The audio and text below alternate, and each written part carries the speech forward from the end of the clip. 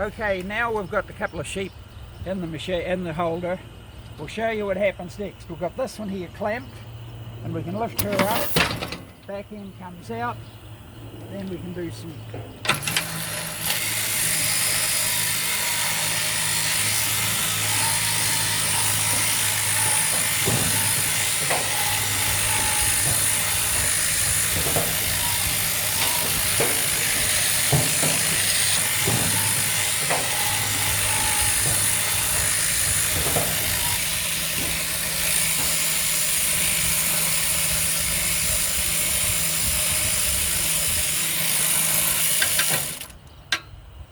Okay, that's how it's done.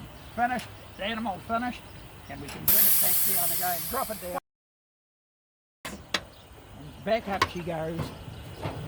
Then we can stand on that, animal's released, and then this one follows through.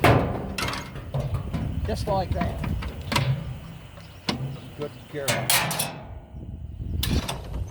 Anti-backing gates on the race. Nothing's going to reverse out of there again. The two parts can be separated very easily. Very simple mechanism. Clip them together and you can have the race running in at an angle, straight on, or you can even get another plate which brings the race in from the other side.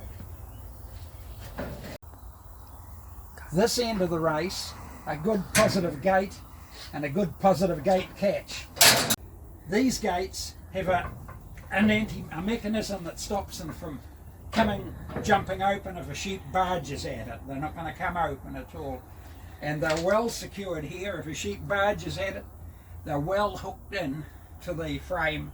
This is another view of the clamping action operated by the air electric. Clamped.